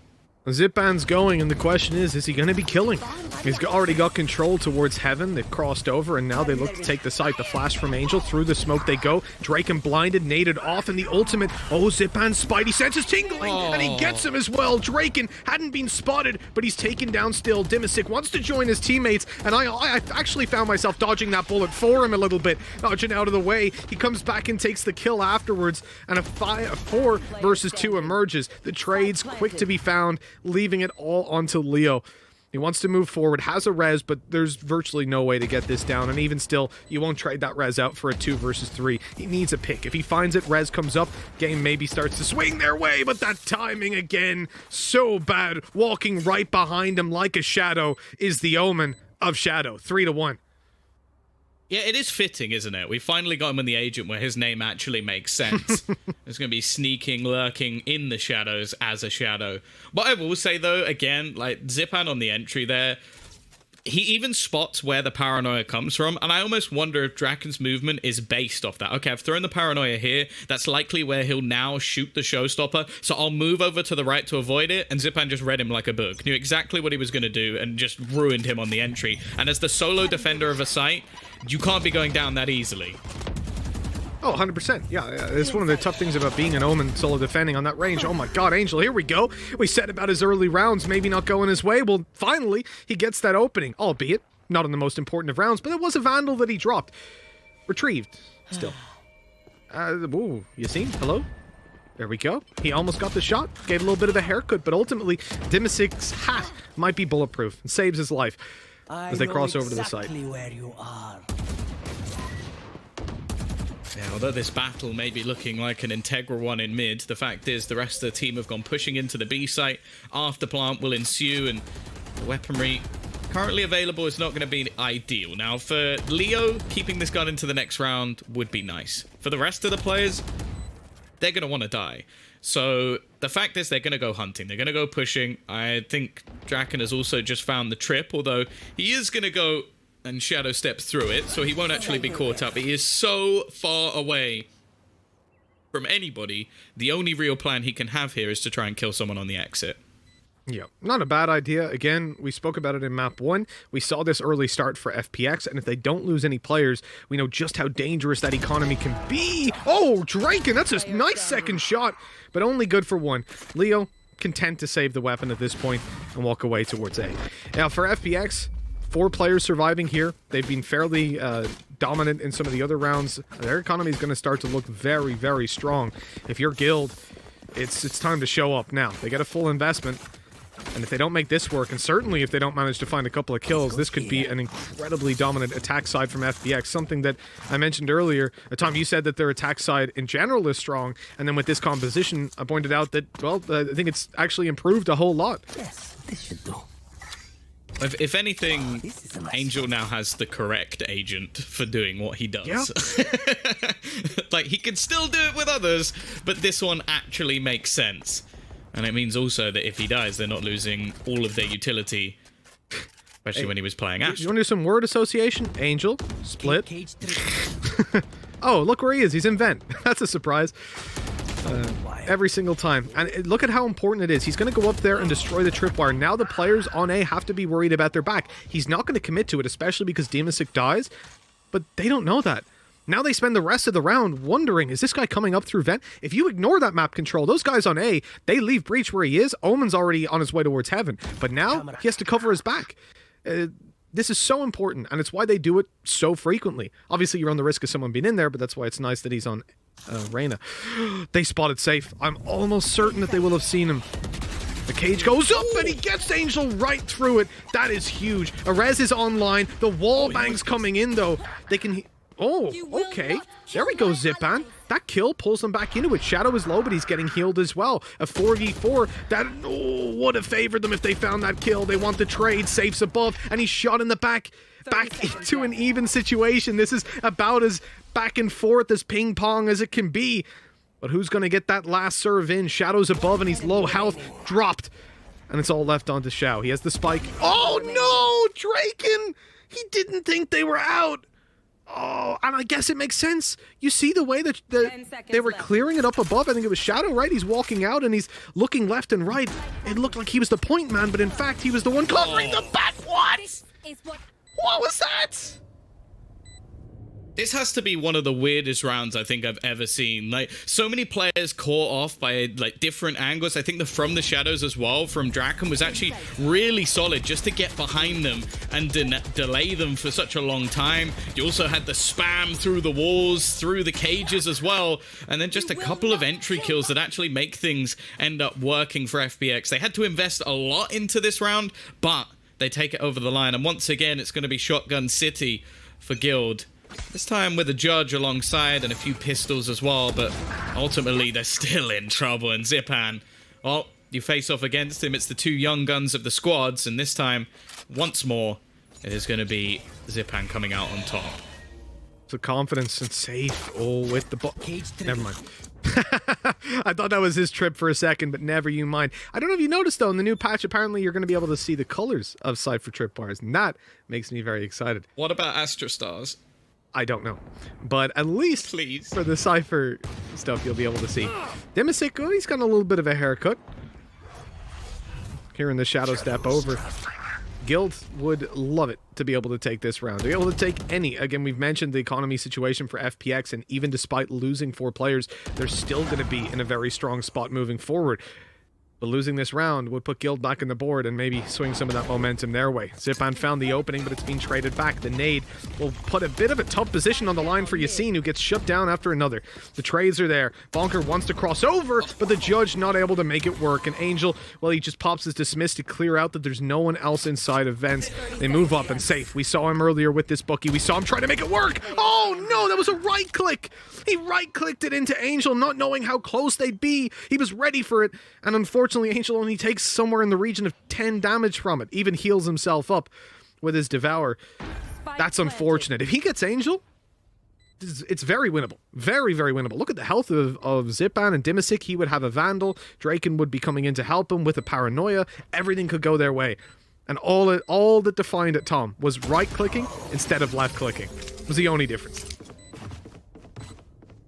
Yeah, a little bit unlucky, but when it comes down to FPX, they're not going to care. And that's something that we see in a lot of their early starts. There are rounds where we could say, okay, Guild could have taken that. Opportunist could have taken that. The fact is, most of the time, they don't. And that is why we're currently seeing them already equal a half. And on the attack as well. And that's the thing. Like, if you were to look at pure statistics of FPX on this map, you would probably maybe say something like, oh, they actually win a lot of their rounds on the attacking side. That's not because they're better at the attack, by the way. I just want to put that into context. It's because they're so good at this map, they can still win rounds on the attack, and then they go on to the defense and they're going to be just as strong. The one thing I will say, though, is Guild are also a very strong side on the attack. So I don't think this map is over by any stretch of the imagination, but it gets to the point where Guild have to make a response. And actually, the response they're going for in this round is by taking a risk, and that risk is going to be in the form of Safe, who actually has an operator. So he's going to be able to roam more easily, I guess, when it comes to holding the A site. And now we're going to see some aggression coming out of the remaining players on Guild. Fairly certain we haven't seen an operator in this series full stop. Certainly not on Icebox. And to see it come out here, it's sort of a desperation play for Guild. They're trying to make it work somehow. Yassine popped his showstopper. He's seen a player, but he can't quite get the kill. Some damage done, but now if he continues to aggress, he's going to walk straight into Shao. They're more than ready for that to come through, and Angel's healed right back up. They called a tactical timeout just before the start of this, and we know Guild love to fight for that garage control. That's why they're still stuck around here trying to make it work. But nothing is coming of it, and with Dimisic taking down Drake, and A becomes that little bit weaker. The cage up as he pushes on through. Doesn't have a clue about Safe sitting there, who even clears out that teleport. That's pretty huge. That's a really good A-hold by Safe, but now they need some info on what FPX plan to do moving forward. Yeah, because of the pressure that was coming in, they did actually rotate Bonker over preemptively to try and help out his teammate. However, it seems that the read that they've got now is solid. They're going to have 3 players ready and waiting for this push to come in. Yassine's still on an aggressive angle, but he's not going to connect the shot.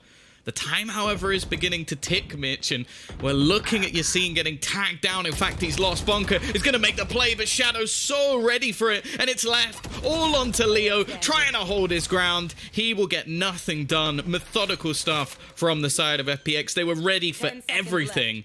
Now, all they need to find is Safe. Right. Switching out the Reaver operator. Trying to pop his ultimate. He wanted the info. The spray's not going to happen. I mean, how many sub 10-second plants have we seen from FPX, either successfully or attempted? These guys are so comfortable playing on the other side of the clock. It's unbelievable. You compare that to anyone else, you know, they hit 30 seconds, they're like, oh, guys, we got to make a decision. And FPX, no. Slow and steady wins the race. Who would have guessed a Ukrainian in-game leader making slow plays into the site? You know, I could never have predicted that in all my days. At least they went beat. It makes sense. But it's also how I think that a lot of teams, when they get into those late rounds, they have a almost feeling of panic about them, whereas that was so calm and collected. Now it's going to be a straight change of pace after these slow, methodical rounds. These 10-second rounds, you just highlighted it, Mitch. Well, 10 seconds have gone, and they're already all the way through, looking to try and take over that A site. Zipan has been given the call of go kill, and that's exactly what he plans to do. They don't know about the player right. Oh, of course he's checking it, man. Zipan's brain is so damn big. They can't leave a single hole in this attack. They know that the player over there has a bookie. Challenging Yassine close range is no longer an option. Certainly not by yourself. And he's just trapped. There is literally no way out. He hopes that Bonker will be the relief that he needs, but no. He's taken down now on 1 HP as we come back to him. He's left on 0 by the end. FPX. This is sheer and utter complete annihilation.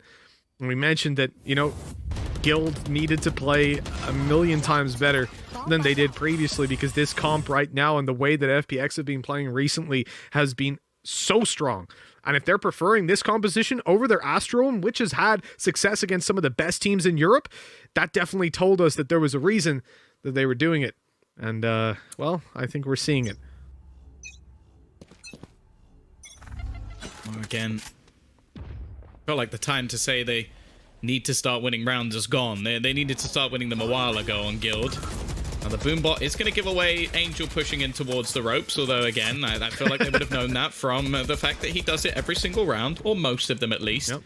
There's the Bonker re-aggressing over onto A, though, as they do look to still try and battle for control. And this is something that doesn't happen too often. Oh, what are they doing? They've managed to pick off the lurk of Dimisic. How did they not know that Angel was coming behind Heaven? He had just broken the tripwire and he shift walked up. That's such a good read by FPX. Last time he did that, they still fought on ramp. They still focused on Dimisic and took him down. This time, they push all the way through and still deal with Dimisic, but Angel's got the sight, and he actually caught Bonker completely asleep at the wheel. He was walking back into heaven thinking everything was just lackadaisical, and no. Angel was pushed out on an off angle, ready to take the kill. Shadow comes back up online. Man advantage is now there. Shadow goes back offline. It's a very quick turn of events. Leo being pressured, and he won't get out of there alive. Showstopper takes him down. They had just deleted Safe, and Draken is all that remains. They know that he took down Dimasic in the early round. No doubt that's being calmed. Angel comes over to cover this push up, but Draken is a good angle, but not good enough. Zipan's third and the 9th round for FPX. Guild, oh man, they are hurting right now, Tom. I mean, we said there's no pressure on these players, but it cannot feel good to be 9-1 down on a map that you picked, on a map that you previously won against this team. You know what's funny? Like, I'm pretty sure that if this carries on, very soon we're going to have to chat about who's going to be the MVP of the final. I think that might be the most pointless vote ever created in history. Like, it doesn't even need to be rigged. It's just going to be done.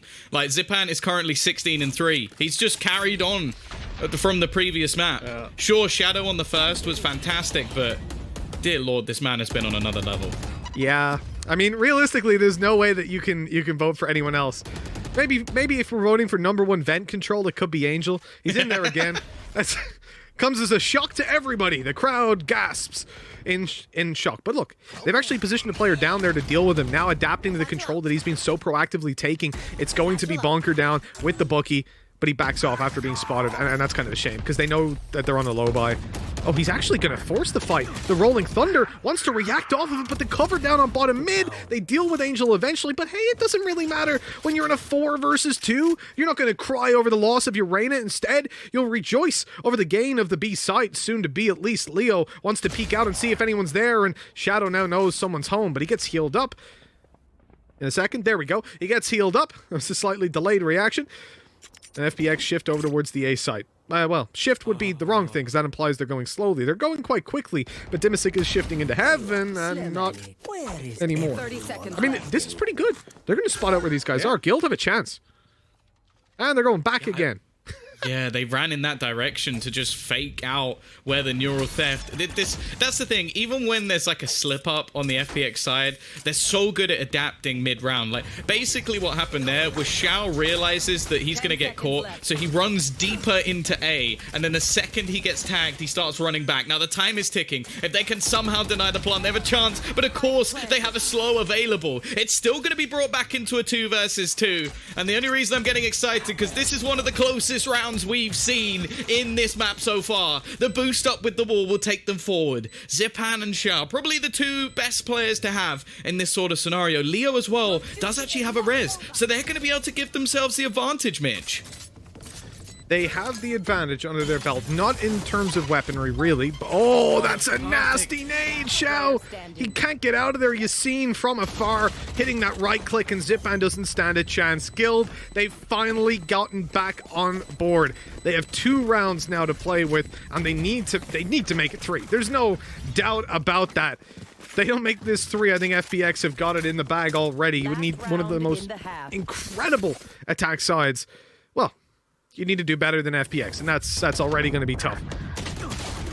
Yeah, they had to commit an awful lot to this round as well. You had the Rolling Thunder to start things off, which admittedly did not work. The Neural Theft, which again didn't really work, but it was the res at the end, like bringing things back, a few decent individual plays as well, Leo being able to delay them enough to make things competitive, and they've got a round, they got a second at least. It's something for Guild going forward. It's not going to be much of a silver lining, but it's something at least. Again, we're going to see some early presence thrown in. Now, I think the Boombot was almost used as a ruse there to bait that maybe there's more players over onto the B side of the map than there actually is, because Zipan has quickly switched his positioning to try and hold into mid, and they're just waiting to see if there's any level of aggression coming out from this defense. Already, perfect peek from Angel as well, clearing the angle. He's going to spot 2 players up in heaven, and Yassine's going to go diving in, this time winning the duel. But in the meantime, they've managed to find a pick onto the A site, and look how far Dimasic has managed to get. He's all the way in. We mentioned this A-hold had a couple of weaknesses before, and now maybe even more so. The 3 versus 4, the operator in the hands of Shadow. The time ticking away. They're about to get that spike plant, and it's not a sub 10-second one, but that's purely because they got so many kills, and even more are going their way. That operator, what could be one of the first operator kills, certainly in the first 5 of this series. Maybe the first for FPX overall. This is, well, not looking too good. And with Yassine left all by himself, Tom, I think this is the end of the half. He has to make a huge play. He's already made a step. He's breaking the wall, but the head is spotted. We're trying to play whack-a-mole here. You say, I like the bait. I like the bait. He doesn't break the wall fully. He waits, tries to get the headshot. That's exactly how you should play against an op, but then the 2 teammates that peek out kind of ruin it all. 10-2. Tom? Is it a comeback? Are you feeling it? I don't want to say no in a grand final, because it's not very fun if I say there's no chance. But if I'm being brutally honest, no. Probably not. I don't see this happening. It would be a beautiful storyline for Guild if they were able to turn this dominant a half.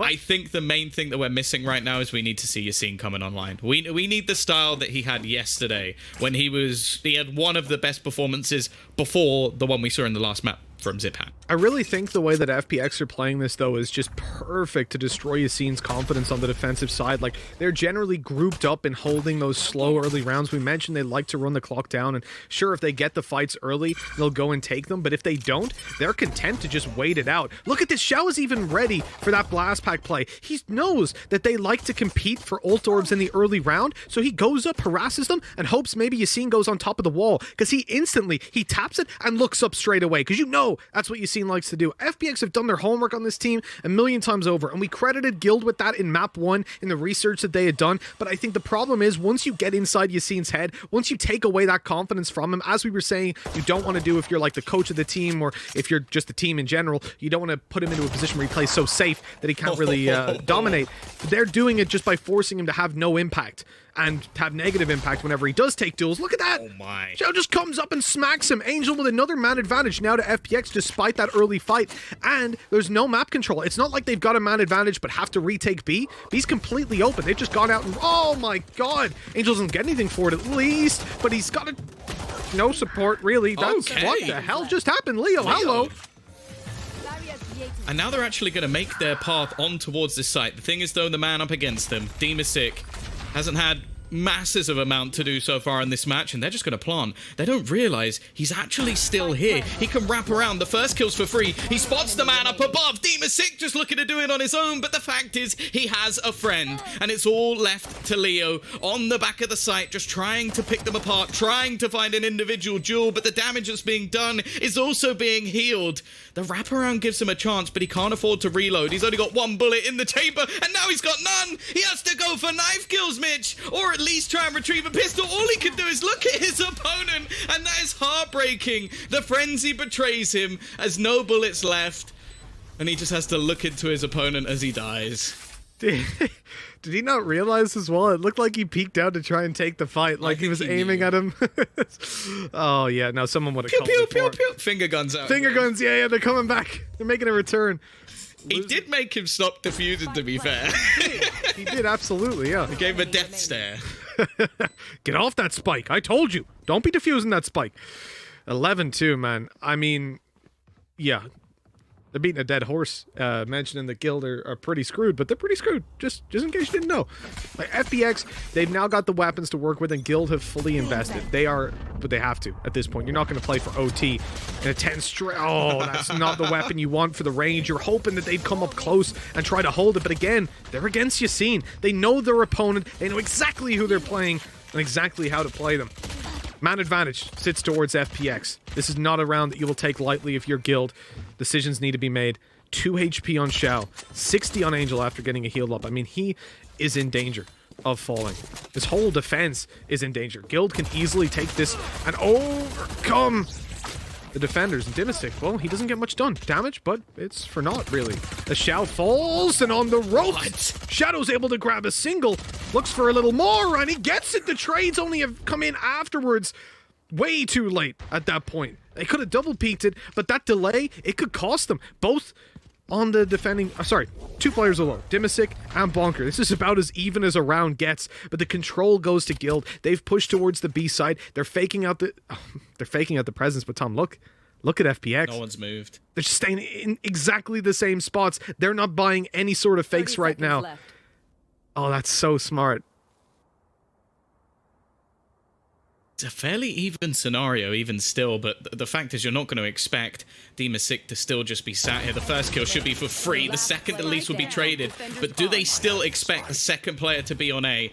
Absolutely not. Dragon's going to go pushing, and the second he goes for this plant, you imagine that's where Zipan's going to start slowly making his way forward. In fact, he's just thrown in the boom bomb, but Dragon wins it anyway. He will keep their hopes alive, at least for the moment, but it is far too tight for Guild. We cut away from that one real quick. Yeah, evidently Draken is very happy about winning, and you can imagine, man, tensions are high. These players are feeling the pressure, not delivering in that 1v1 clutch. You have 7 seconds left. You spot the player already. You go for the plant. Look at this. That when you decide not to plant it, you have to get the kill. There is no way. If that guy was to have blast packed away or to have already been running, you've lost the round. It's a gamble. It's a risk, and it pays off. 3 rounds for Guild as they attempt that comeback. Look at the speed. They're in heaven already.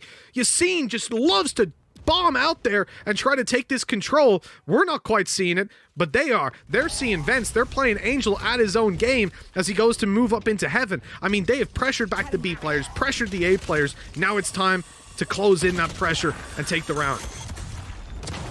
Oh, the boombot actually ends up clearing out Xiao. I thought for a moment he had a chance. Zipan is still here. Don't turn your back to Zipan. It's only going to be 1 this time, but there was a real fear that he could have just ruined the round. I think that's the second time we've seen a right click instead of a left click that would have actually got a kill. Of course, it's not going to be the end of things, really. FPX still have a lot of rounds to play with, but Guild, momentum is everything. Like, the fact is, they won a 4-spy round in the one before this. That has given them at least a lifeline. I don't just mean fighting for overtime. They could, as unlikely as it is, take this in regulation as of right now, but it also gives them at least 1 shot at a mistake. It also gives them 1 round where maybe FPX catch them off guard. For this at least, though, chances are it's not going to be much hope for Dimisic. And also, likelihood is he's going to want to die here, because saving this into the next round is definitely not going to be on the cards. Yeah, agreed. He's going to want to go towards that spike. Hopefully find a kill in his way, but no, not to be. 11-4. You know, the most important thing at this level of play, I think anybody within the Challengers main event, you know, you're top 8, you've got to be able to sit back and say, it doesn't matter whether we're, you know, 6-6 or 11-1 down. You just fight for every round by round. And it looks better on paper, you lose less elo in all the rankings if you get 6 rounds instead of 5, right? That's the way to look at it. Right now for Guild, you know they're not giving up, and you can see it. They're revitalized. The question is it too late? They're behind by 7. The attack side so far treating them very well. Look at that push from Yassine. He's already here, going so fast. He's refound his confidence, but doesn't seem to be paying off. Not in this round. Not just yet. Xiao? He even gets that kill. Angel found one from above, dismissed out. This is just domination. The pacing was good from Guild. They try to use their judge in a really nice way. It doesn't pay off, and now it's a flawless round from FPX. I mean, that's exactly the way you want to set yourself back on the tracks to success. Yeah, it's a shame as well, because it seemed like in the early stages of that round, Yassine actually had a pretty good read on how Xiao likes to play that. We saw that in the previous map split they actually played. He would even sometimes just boost up on top of that wall and just wait for anybody to try and come over. So Yassine just runs his way, blasts his way through over the top and tries to find the pick, but the second it goes the other way, everything sort of slams to a halt, because he was the first man. Everybody else was still breaking the wall, trying to get through. He was way far ahead, so it just falls apart, and again, we just see this train of FPX players just obliterating them. It started once again. Zipan, he's still going to go fighting back for more. This time, though, it's punished. Do they expect Angel to still be in this corner? Oh, no. This could be a little bit dangerous. We know split vents. That's all you got to think when you think of Angel. And, well, he comes through with one, surprising them yet again. Draken goes back in there and takes the fight to the Angel, but he's shot in the back. 3 kills already, 21 HP. If he gets that spike, he can teleport wherever he wants, but he has to fight as he goes. And Dimisik's down. He knows exactly where Xiao was. The teleport going to the B side. It's cancelled straight away. He's so hoping to smart. catch them as they come on through, and he might. Angel's clearing it though, and he gets domed. An ace already for Draken, but that's not all. He has to get a 6th thanks to the res from Xiao. 40 seconds on the clock. He has no idea where Xiao is. He should be right behind Angel. He should have been there to get the trade. That's what he's thinking. Maybe he'll come through the smoke at any moment, but no. Xiao is repositioned into heaven, and this might be the play that catches him off guard. He's already left side, not expecting it. There it is. Xiao avoids giving him 6. Draken gets 5 kills.